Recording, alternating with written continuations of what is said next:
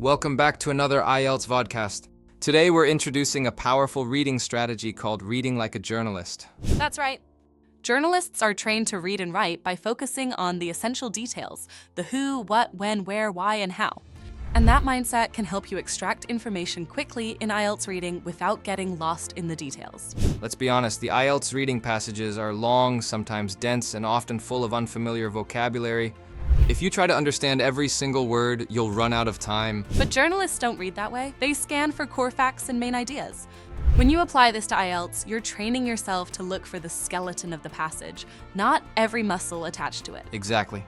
For example, suppose a passage says, in 1998, researchers at Cambridge University discovered a method to reduce greenhouse gas emissions using algae. If you're reading like a journalist, you'd immediately pull out who?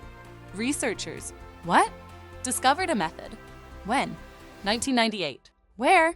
Cambridge University. Why? To reduce emissions. How? Using algae. That's all you need to connect with possible questions. So how can test takers apply this in IELTS? First, when you skim a paragraph, mentally ask yourself those 6 questions: who, what, when, where, why, how. Even if you don't answer all, you'll grab the key details. Second, don't get trapped in technical jargon. Journalists don't copy every big word. They look for the meaning. If the passage says photosynthesis enhances biomass production, you don't need to memorize the phrase.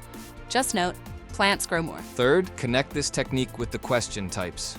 For example, true/false/not given often test the what or why. Matching names with statements test the who. Date or timeline questions test the when. And remember, journalists summarize.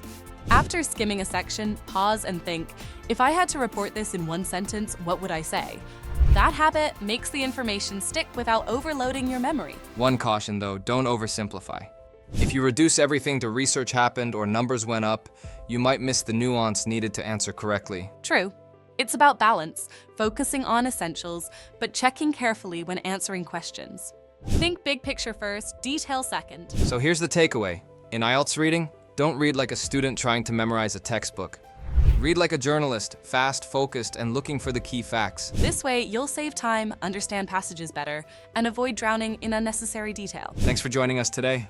Try this journalist mindset in your next practice test and see how much quicker you get. And remember, in IELTS reading, it's not about remembering everything. It's about finding the right things fast. See you next time.